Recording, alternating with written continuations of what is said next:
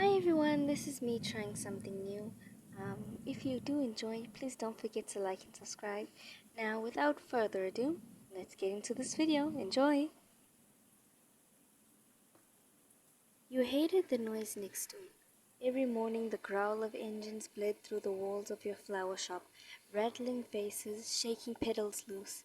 But then one day, the doorbell chimed, and Katsuki Bakugo, all scowls, grease-stained hands, and gravel voice, stepped into your world of soft colors and sweet scents. Gasoline and roses had never mixed before. Until then. I need something that smells better than my damn garage, he muttered, crossing his arms. His eyes roamed over the flowers like they were a problem to solve. You smiled from behind the counter.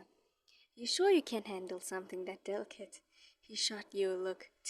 I can handle anything. You almost laughed. Rough voice, cocky stance, pretending not to notice how pretty everything looked reflected in his eyes. He bought a single daisy. No, no explanation, no reason, just slammed some crumpled bills on the counter, took a flower, and left with a muttered thanks. The bell jingled as the door shut behind him. You stared after him for a while, smiling to yourself. The next day he came back. Air freshener didn't last, he grumbled. You raised an eyebrow. Or maybe you just needed an excuse to see me again. He scoffed, glaring hard enough to kill a cactus. You talk too much, flower lady. You leaned in on the counter. You complain too much, mechanic. His lips twitched like he was fighting a grin. It became routine eventually. Every few days, the same excuse, different flowers. Sometimes he lingered, pretending to browse while asking oddly specific questions, like, "What's this one called?" or "Means what?" You'd tell him, and he'd hum like he was memorizing it. The loud guy from the garage somehow looked peaceful, surrounded by petals. You caught him once, staring at your hands as you arranged a bouquet. When you looked up, his eyes flicked away fast. "You got dirt on your cheek," he said. "You didn't, but you wiped it anyway." "Thanks," he said. "Whatever," he muttered in, but his eyes were red. Then one afternoon, the rain started. You noticed his garage lights were off, which never happened. Something tugged in your chest, and you grabbed your umbrella and walked to his garage, air thick with the smell of oil and rain. You found him sitting on the floor, bruised knuckles resting on his knees, eyes unfocused. "Bakugo?" you said, stepping closer. He blinked startled, then frowned. "What are you doing here?"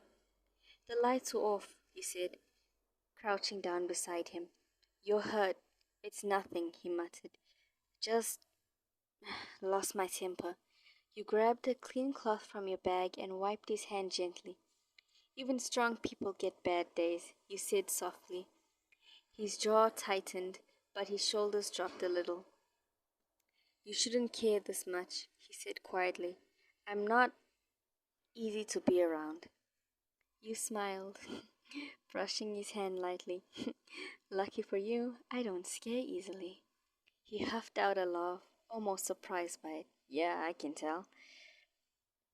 For the first time, he didn't look away when your eyes met. After that night, something shifted. He still complained, still cursed at engines, still bought flowers every other day. But somehow he stayed. He helped you carry boxes, fixed the creaky hinge on your door, grumbled while you thanked him. Sometimes he left with smudges of dirt on a single petal, and it was stuck in his hair. But you didn't tell him you liked the way it looked on him. One evening you caught him rearranging a daisy you tucked behind his counter. "You know you're ruining my work, right?" you teased. He looked up, smirk tugging at his lips. "Then fix it."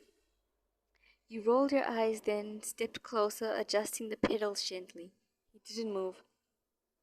His breath brushed the side of your neck. You froze. fingers brushing against his. The world just went quiet. No engines, no rain, just the smell of oil and roses, and something dangerously soft between you. Bakugo, you said. He didn't answer, but his gaze dropped to your lips for just a second too long. Why do you keep coming to my shop? You finally asked. Breaking the silence, he stared at the daisy, thumb tracing the stem. Then he quietly said, because it smells like you. You blinked, unsure if you heard him the right way or not. He turned, muttering, forget it. That sounded stupid. But you were already smiling. Bakugo, you said softly. He sighed, meeting your eyes again. I like seeing you, alright? He snapped, like it physically hurt to admit it. You make the damn day quieter. You stared, heart pounding. He frowned. Don't make me say it twice. His hand brushed your cheek, rough but careful, like he was afraid you'd disappear. That night, he lifted a small bouquet in one hand and your number written on his palm. The next morning, you found a note under your shop door written in messy handwriting. Daisy's still alive. Should come check on it. You laughed. But when you stepped outside that afternoon, his door was already open. Music low, grease-stained hands waving you in. He looked up, smirk was already forming. Brought the flowers? You grinned. Brought the florist. And for the first time, the sound of engines next door didn't bother you because it meant that he was there.